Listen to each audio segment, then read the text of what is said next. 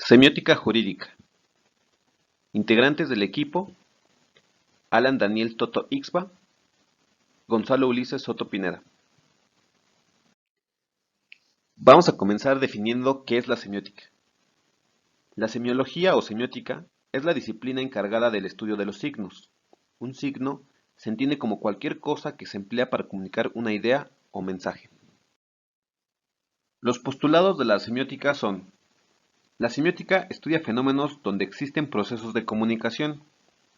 El lenguaje es uno de los principales objetos de estudio de la semiótica. La semiótica tiene tres grandes ramas: la sintáctica, la semántica y pragmática, para guiar sus investigaciones. La semiótica aborda la interpretación y producción del sentido que se genera a partir del signo. La semiótica estudia los objetos y sistemas de significación que concurren en los lenguajes y discursos para producir sentido. Definición de semiótica jurídica. Los neopositivistas redujeron la filosofía al análisis lógico del lenguaje científico. Cuando surge la semiótica, esta va a tener al lenguaje como uno de los principales objetos de estudio. Por lo tanto, la semiótica jurídica se define como la ciencia que estudia el análisis lógico del lenguaje jurídico. ¿Qué es el lenguaje? Es un conjunto de signos sensibles que forman parte de la naturaleza del ser humano, pues a través de él podemos entender el mundo. El lenguaje no solo se reduce a palabras, puesto que también puede definirse como el conjunto de signos auditivos o visuales que intervienen en el proceso de comunicación. Y estudiar el lenguaje no es algo fácil. Es complicado, pues implica... ¡Hay muchas cosas! ¿Cómo qué cosas? ¿Cómo qué cosas? Bueno, primero hay que entender que el lenguaje no solo se reduce a las palabras. Con el cuerpo también podemos comunicar algo.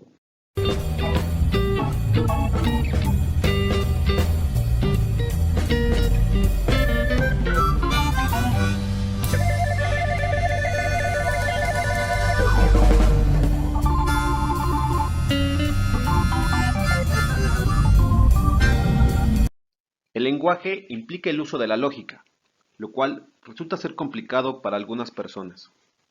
¿Qué hubieran hecho ustedes? Estamos ya por bajar acá en Oaxaca, estamos a 1 minuto de aterrizar. A menos, creo como a 5 minutos estamos. El lenguaje tiene distintas funciones, desde comunicar un simple mensaje, transmitir una ideología, trastocar a otras personas, incluso algunos lo utilizan para... La pinche camioneta. Pues no paga nada, por eso vine aquí. A huevo, para no paga. No esté chingando la madre. Entienda que ya mero se sube con la señora. Ya, cállate. Oh, no le quiero faltar más al respeto, señora. ¿Más? Ya cállese el pincho. Sí, lo utilizan para ofender al prójimo. Ahora vamos a analizar las ideas de algunos representantes de la semiótica y su aplicación al ámbito jurídico. La semiótica surge en el seno de la corriente filosófica norteamericana llamada pragmatismo, donde el filósofo Charles Sanders Peirce desarrolla su teoría semiótica. Charles Sanders Peirce fue un filósofo lógico y científico estadounidense. Es considerado el fundador del pragmatismo y el padre de la semiótica moderna, o teoría de los signos. Peirce agrega un elemento importante a la semiótica: el estudio de los signos. Para él, un signo es una cosa que representa otra cosa en ciertos aspectos o condiciones y que se dirige a alguien, es decir, crea en la mente de la persona un signo equivalente o más desarrollado. La teoría triádica de Peirce se compone de tres elementos: un signo, un objeto y el intérprete. El signo puede estar formado por una secuencia de sonidos, colores, letras o formas. El objeto es el elemento de la realidad a la que hace referencia el signo, y el intérprete es un nuevo signo más desarrollado que surge a partir de la interpretación que hace la persona a partir del signo y el objeto. Para entender mejor esta teoría, vamos a analizar el siguiente ejemplo. El signo está representado por la forma o el icono de la estación del Metro Morelos. El objeto, como es el elemento de la realidad, está representado por la imagen real que tenemos de Morelos, con su paliacate. Y el intérprete es una idea más desarrollada que se logra formar a partir del signo y el objeto, a través de la interpretación que hacen las personas, como podría ser que está dentro de la red del metro, que específicamente en la línea B que está a una estación del Metro San Lázaro, entre otras interpretaciones que puede realizar. Estas nuevas ideas que se forman a partir del signo, el objeto y de la interpretación, Peirce las denominó semiosis. Una de las finalidades de los símbolos es que logren comunicar algo por sí solos. A continuación, te mostramos algunos símbolos que corresponden a algunas estaciones del metro. Imagina que en el metro de la ciudad no se usaran letras, que solamente se usaran imágenes. ¿Podrías saber en qué estación te encuentras simplemente con la imagen? Por ejemplo, ¿sabes a qué estación del metro corresponde esta imagen?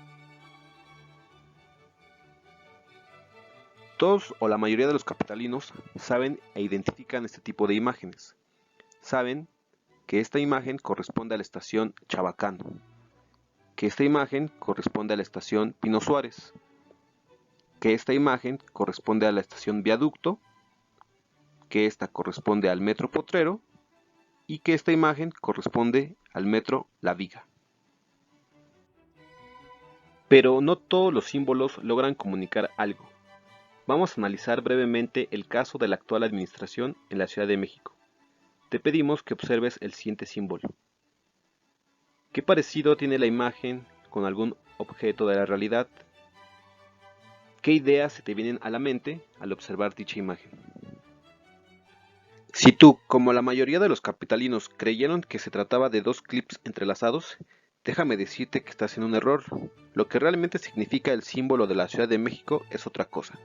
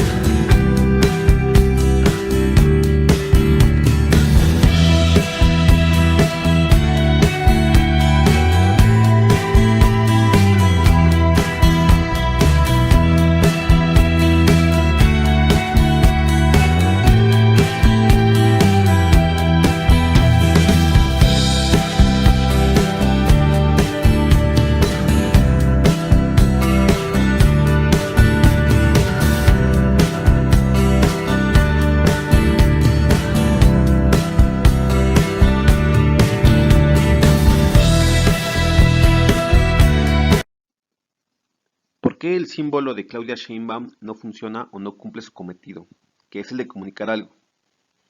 ¿Por qué estos símbolos sí funcionan? Corresponden a la estación del Metro Guerrero y a la estación del Metro Normal. Si Claudia Sheinbaum nos tiene que explicar que su símbolo no son dos clips, sino que es una abstracción del Códice Mendocino, que son los 4 barrios en los que se dividía la Gran Tenochtitlan, etc. Si ella lo tiene que explicar, entonces no sirve. No funciona del todo porque carece de un significado por sí solo. Para finalizar con la teoría de Sanders Peirce, vamos a recordar un monumento realizado durante la administración del presidente Felipe Calderón. El monumento tenía que ser conmemorativo por el bicentenario de la independencia de México y por el centenario de la Revolución Mexicana. Este monumento, además de ser un monumento que refleja la corrupción del gobierno de Felipe Calderón, pues costó más de 1,000 millones de pesos, es conocido como la Estela de Luz. Sin embargo, este monumento no logró su cometido de conmemorar el bicentenario ni el centenario de la Revolución Mexicana. Por el contrario, nos refleja la poca creatividad del gobierno y, aunque su nombre oficial es la Estela de Luz, por su parecido con la popular galleta, la Vox Populi lo bautizó como la Suavicrema. Otro personaje importante para comprender el estudio de la semiótica es el filósofo y escritor italiano Umberto Eco. Para Umberto Eco, la semiótica se va a vincular con el estudio de cualquier clase de fenómeno que tenga que ver con el significado y la comunicación. La propuesta que realizó Umberto Eco en los años 60 está basada en la idea de que la cultura es un fenómeno de significación y de comunicación, lo que tiene como principal consecuencia que la humanidad y sociedad existan solo cuando se establecen relaciones de significación y procesos de comunicación, es decir, la semiótica cubre todo el ámbito cultural, por lo tanto, el conjunto de la vida social puede verse como un proceso semiótico, como un sistema de sistemas semióticos. Estas primeras consideraciones le van a permitir plantear las tres hipótesis referidas a la semiótica. 1. La cultura por entero debe estudiarse como un fenómeno semiótico. 2. Todos los aspectos de la cultura pueden estudiarse como contenidos de una actividad semiótica. Y 3. La cultura es solo comunicación y la cultura no es otra cosa que un sistema de significaciones estructuradas. Por lo tanto, dentro de la cultura, cualquier entidad se convierte en un fenómeno semiótico, por lo que las leyes de la comunicación se convierten en las leyes de la cultura. Así, la cultura puede estudiarse por completo desde un punto de vista semiótico. El modelo de Umberto Eco se basa en la hipótesis de estudiar la cultura como un proceso de comunicación y comprender todos aquellos metalenguajes que intentan explicar y dar cuenta de la gran variedad de lenguajes a través de los cuales se construye la cultura. Para entender mejor este punto, veamos el siguiente video. Simón en la esquina cuidando de mi barrio, tirándole señas a los carros extraños, cholero armado, aquí con mi flota, carece los botes. Mientras no nos digan nada, nosotros tranquilos, pero nos buscan, nos encuentran. Dicen que nadie se mete con ellas. Rifen barrio. Nosotros somos las morras de los Reyes Sureños 13, Chalco, Unión de Guadalupe, y este es nuestro territorio. Esta es nuestra pinta, aquí inicia nuestro territorio y aquí vamos a estar por siempre. Este es nuestro territorio, no tienes nada que venir aparte aquí.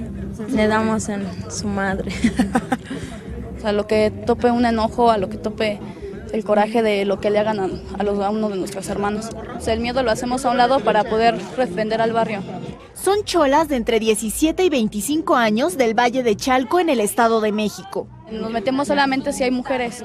Si es pelea entre hombres, ellos se encargan de todo y nos cuidan a nosotros. Tú ya no puedes andar libremente por donde quiera. Nos han correteado con posas, con petardos. Tienen sus propios códigos. Nuestra placa es la R de Reyes, la S de Sureños y el 13. El significado de nuestra ropa es blanco, significa paz, negro significa la muerte, azul significa sureños. Las gafas aquí significan tristeza, las gafas aquí de un barrio pesado y las gafas atrás significa que mi barrio me respalda. El pañuelo aquí significa estamos representando a nuestros paisanos que están en Estados Unidos, que siempre estamos con la frente en alto. Ser parte de ellas no es fácil. ¿Me van a saltar? ¿Qué es saltar? Que me peguen entre tres chavas, 13 segundos. ¿Y vale la pena? Sí. ¿Cómo estás? Un poco nerviosa, ¿no?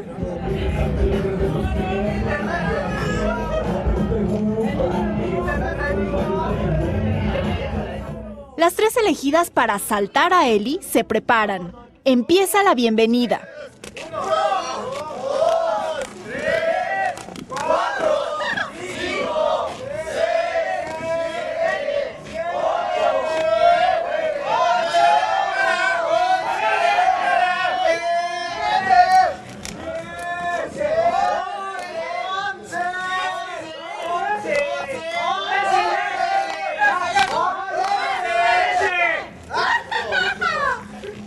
Y después la abrazan. Nada más me abrió mi dedo y me dejó esto. Pues cuando es un contrario, pues a lo que tope o así, ahora si nos dan la madre, nos damos, ¿no? Ya fue. Ya soy del barrio, soy bienvenida en el barrio. Esto fue poco, vienen cosas peores. Es su pandilla, su territorio. Para muchas, el único lugar en donde son cobijadas. Encontramos el apoyo, encontramos como... Para Humberto Eco, el proceso de significación solo puede aparecer bajo un contexto cultural, con la presencia de una convención significante y un sujeto o agente que actualice la convención social, es decir, que sea capaz de atribuirle un significado a la información percibida, que sea capaz de interpretar el código del sistema semiótico. La reportera no conocía el significado de las gafas, lo que representaba en cada posición en la que la utilizaban, así como los elementos de la ropa, como el paliacate. Es por esto que la cultura, para Eco, divide todo el campo de la experiencia humana en sistemas de rasgos pertinentes. Así, las unidades culturales, en su calidad de unidades semánticas, no son solo objetos, sino también medios de significación, y en ese sentido están rodeadas por una teoría general de la significación. Como se puede observar, la comunicación en Humberto Eco tiene como condición previa a la información, pero se encuentra subordinada a los procesos de significación. De esta forma, en el modelo semiótico de la cultura de Eco, la comunicación es condición necesaria de los procesos de significación, mismos que requieren de un punto de vista del sujeto observador, cuya competencia semiótica le permite identificar algo como signo, representación, y atribuirle un determinado significado de acuerdo con convenciones sociales establecidas, el código. Cuando la chica mencionó "me van a asaltar", tal vez la reportera imaginó algo como esto. Sin embargo, lo que realmente significaba asaltar era esto. Otro autor, representante de la semiótica jurídica, es Alf Ross. De origen danés, fue un filósofo del derecho. Fue pupilo de Hans Kelsen. Sin embargo, se aleja de Kelsen, ya que éste ve al derecho como una teoría, demasiado idealista y alejada de la realidad, mientras que Alf Ross considera que el derecho se encarga de estudiar fenómenos sociales a través de la experiencia. El derecho es algo más que normas escritas, tiene que ser estudiado en su ámbito aplicativo. Para este autor, es importante estudiar la forma en que la gente se expresa, por lo que la expresión la entiende como la unidad lingüística más pequeña con un significado por derecho propio. Estas unidades o expresiones son el punto de partida para la función simbólica del lenguaje. Para él, las palabras solo significan lo que se derive de las expresiones en las que aparecen. Para saber en cada caso concreto qué sentido tiene la palabra, el contexto es determinante. Para Ross, el significado de una palabra está en función de la conexión, expresión, contexto y situación en la que la palabra aparece. Ejemplo, el defensor de la América o el defensor público o de oficio será asignado por el juez. Una palabra va a depender del gran número de expresiones en donde se incluya esa palabra. Cada referencia individual aporta en su conjunto un punto de referencia, en donde para Ross se puede comparar con un blanco. En el centro existe una densidad de puntos que constituye una zona central, sólida, donde la aplicación de la palabra es predominante y cierta, y en la periferia, en los círculos exteriores, la aplicación de la palabra es menos inusual, y es donde se hace más dudoso saber si la palabra puede ser aplicada o no. Para Alf Ross, la mayoría de las palabras tienen dos o más campos de referencia, cada uno con una zona central a la que se añade un círculo de incertidumbre. Para él, este es el carácter ambiguo de las palabras. Al usar la palabra quejoso y al analizar las distintas expresiones en las que ésta suele ser empleada, podemos determinar que forma parte del lenguaje jurídico. Ejemplo, el quejoso en el juicio de amparo. Podemos resumir que las ideas de Alf Ross en torno al lenguaje son: 1. El significado posible de toda palabra es vago. Su posible campo de referencia es indefinido. 2. La mayor parte de las palabras son ambiguas. 3. El significado de una palabra se determina de manera más precisa cuando es considerada como una parte integrante de una determinada expresión. Y 4. El significado de una expresión se determina en forma más precisa cuando la expresión es considerada en la conexión en la que es formulada. Otro autor importante para el estudio de la semiótica jurídica es Roberto José Bermengo. Fue un jurista argentino que realizó diversas aportaciones a la filosofía del derecho y en particular a la filosofía analítica. Para Bermengo es difícil establecer una comunicación y transmitir suficientemente un mensaje, porque deben existir comprensión por parte del emisor y receptor del mensaje, y esto es más difícil en grupos mayores, la incomprensión es cada vez más probable. Para que el lenguaje funcione es necesario que el emisor y el receptor entiendan el lenguaje usado en común, lo que implica poseer un código y reglas de combinación de signos aceptados por los interlocutores. De lo contrario, no funciona el lenguaje. ¿Cómo la andas pasando? ¿Todo bien? Bien. Me gusta tu peinado. Es como de boy band coreano. Coreano de colores, no sé qué fue. ¿Te gustan los colores a ti o no? Sí, de aquel lado se pone ahí más o menos como, no sé, es una caricatura o algo. ¿Y está para la caricatura o no? Está bien, está genializada. Pero el chiste es que necesitan un buen cambio, una buena moneda y pues órale. Bermengo nos habla sobre los lenguajes naturales y los lenguajes artificiales. Para él, el lenguaje natural es el que se utiliza para la comunicación ordinaria. Este tipo de lenguaje no siempre delimita con precisión los casos en los que su uso es adecuado. Tranquilo,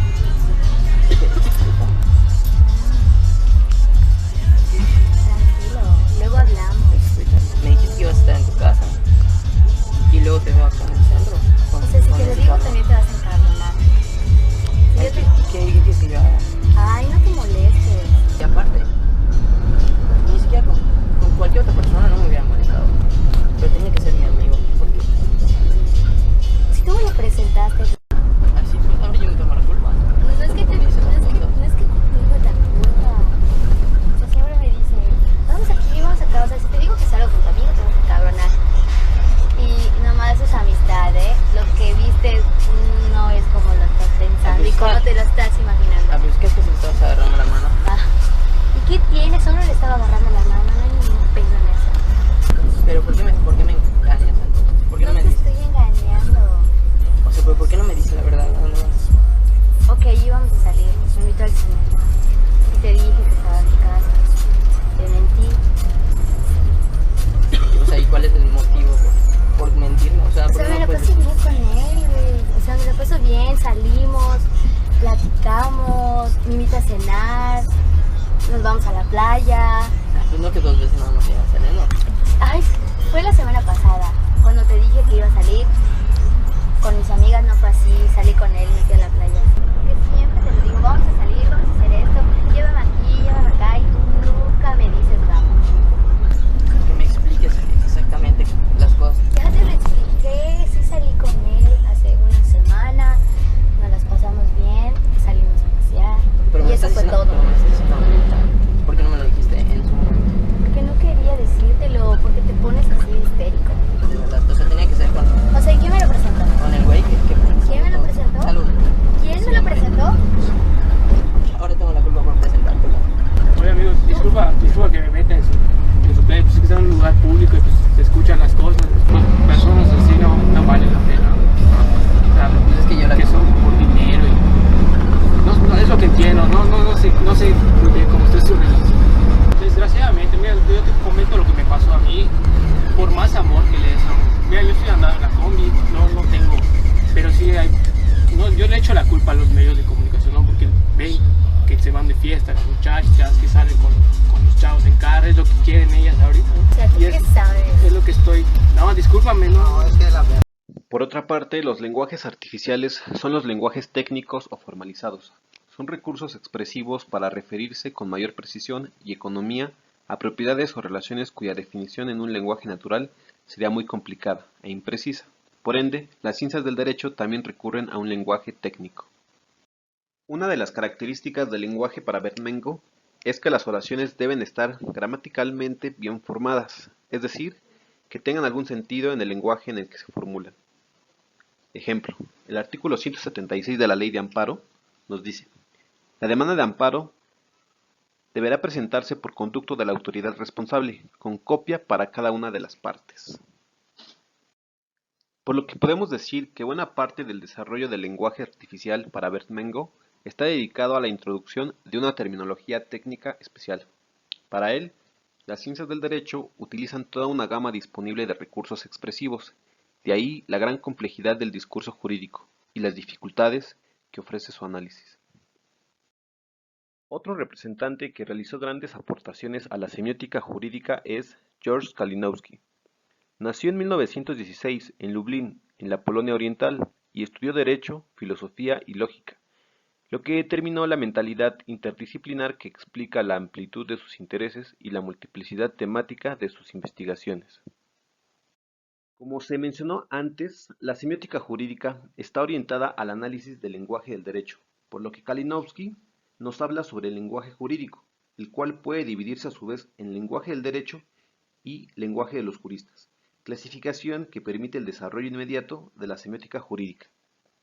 El lenguaje del derecho es aquel mediante el cual el legislador enuncia la norma jurídica, y como todo lenguaje posee su propio vocabulario, que semióticamente se conforma por expresiones definidas e indefinidas, divididas en cuantificadores, como todos los ciudadanos, en funciones como deber hacer, y nombres como el juez, el imputado.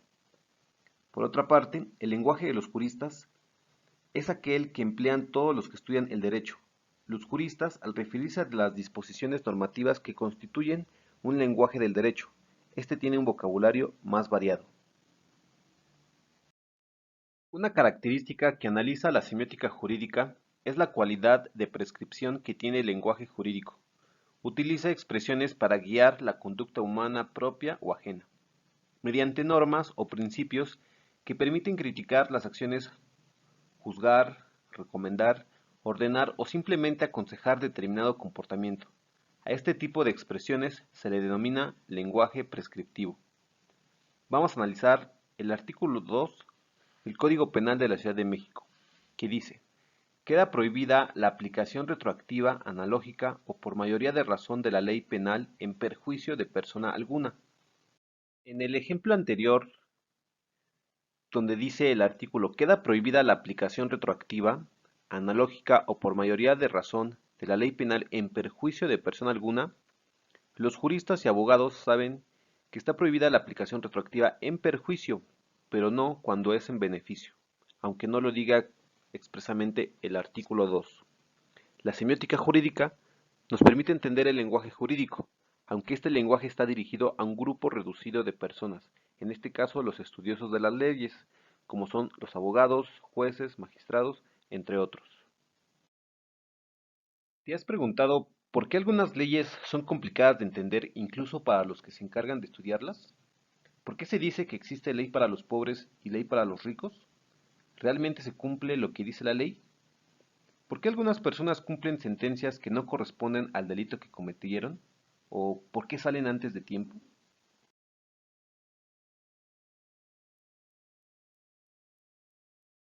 A continuación, y para finalizar, exponemos el siguiente caso práctico, en donde los juristas Miguel Carbonell y Jorge Laviaga responderán la pregunta de los 64,000. ¿Por qué el lenguaje jurídico resulta ser complicado?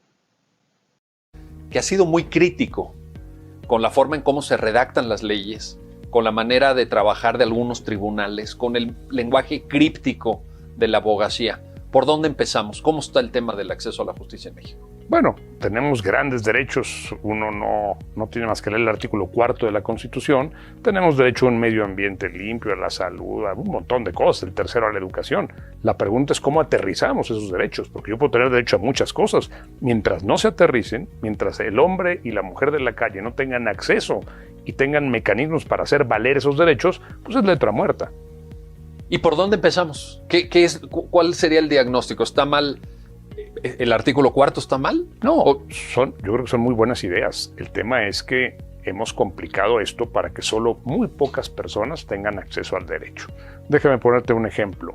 Hace un montón de tiempo, en el siglo XV, Jan Hus propuso que la Biblia se tradujera del latín a todas las lenguas vernáculas. Por decir eso y otras cosas, lo quemaron. 100 años después, en 1519, Lutero clava sus tesis en la iglesia de Wittenberg y una de las exigencias que hace es que la Biblia se traduzca al italiano para italianos, al francés para los franceses, al inglés para los ingleses. Y lo mandan llamar a Roma. Afortunadamente lo detuvieron los electores en Alemania porque lo iban a quemar también. ¿Por qué a la iglesia le preocupaba tanto que la Biblia pudiera traducirse? Porque cuando ellos tenían el control del lenguaje podían imponer todo. Porque cuando la gente dijera, oye, esto dice la Biblia, no tiene ni pies ni cabeza. El latín era sofisticado. Confiteor tibi pater coelie terrae sapientibus et prudentibus. Le dice, wow, este hombre sí sabe.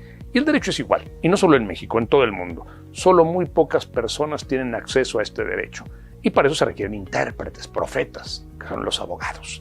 Si tú puedes pagar un buen abogado, tienes acceso a la justicia. Si tú no puedes pagar un buen abogado, no tienes acceso a la justicia. Pero todo empieza por el control del lenguaje, entonces, por apropiarse de la traducción de las normas jurídicas y que sea el gremio, que sean los abogados, las abogadas los que digan, no, pues tienes que pasar por un filtro profesional para que luego tengas acceso a que se satisfagan tus derechos, etcétera. ¿Es un control lingüístico en primer lugar? Yo no sé si en primero, en segundo o en tercero, pero sin duda es un elemento para tener a muy poca gente accediendo a la justicia, el lenguaje, sin duda. Lo complicado de las normas. Hay otros temas, podríamos hablar muchos de los problemas. Tú ahorita, ahora abordamos el tema del lenguaje. Escogí por mera curiosidad este párrafo del artículo de la Ley del Impuesto sobre la Renta, el artículo 57. Déjame leerlo porque estamos en un programa de abogados para abogados y seguramente todos los abogados dirán, claro, lo conozco, se entiende muy bien. Para los artículo 57 de la Ley del Impuesto sobre la Renta. Para los efectos de este artículo, el monto de la pérdida fiscal ocurrida en un ejercicio se actualizará multiplicándolo por el factor de actualización correspondiente al periodo comprendido desde el primer mes de la segunda mitad del ejercicio en el que ocurrió y hasta el último mes del mismo ejercicio. La parte de la pérdida fiscal de ejercicios anteriores ya actualizada, pendiente de aplicar contra utilidades fiscales, se actualizará multiplicándola por el factor de actualización correspondiente al periodo comprendido desde el mes en que se actualizó por última vez y hasta el último mes de la primera mitad del ejercicio en que se aplicará. ¿Qué es eso? Esto es la Ley de Impuesto sobre la Renta. Cualquier abogado tendría que entenderlo. Pero es que no, me perdí en el segundo renglón. O sea, ya no te puedes seguir. Es el artículo vigente. Digo, si yo quiero pagar mis impuestos, ¿qué hago? Tengo que recurrir a un intérprete. Sí. Y los intérpretes se enriquecen haciéndolo más complejo. Y mientras más complejos sean los artículos, más posibilidades de ganancia tienen los abogados. Pero y esto niega el acceso a la justicia a millones de personas. Con ese ejemplo lo dejaste clarísimo. Es un problema incentivado o mantenido o cobijado por los intérpretes. Por supuesto, por supuesto. Pero por supuesto, o sea, si yo me gano la vida. Lo que estás diciendo es que los abogados, los profesionales del derecho, son corresponsables de este desastre o de esta situación insatisfactoria. Eso lo hemos dicho tú y yo por todos los medios posibles. Sí, pero quiero ahora escuchar cómo... Por supuesto que son corresponsables. Y uno de los grandes desafíos de la barra mexicana, de la que tú eres integrante y yo soy integrante, debería ser simplificar el lenguaje. El problema es que si lo simplificas, pues mucha gente se va a quedar sin la oportunidad de juego. Si haces las cosas muy sencillas, pues la gente no le va a gustar y va a protestar. Ahora, es un tema el lenguaje, pero hay otros temas. Por ejemplo, cuando el lenguaje incluso es muy claro, la poca precisión de qué le toca a quién. Y no vayamos al federalismo, vayamos a temas más simples. Yo le preguntaría a los abogados que nos están escuchando un test muy simple. Un secuestro en Texcoco, ¿dónde se debe denunciar? A, en la Fiscalía del Estado de México. B, en la Fiscalía General de la República. C, ante la Guardia Nacional. D, ante la Agencia Nacional de Secuestro. D, en cualquiera de las anteriores. Y la respuesta es la última, en cualquiera de las anteriores.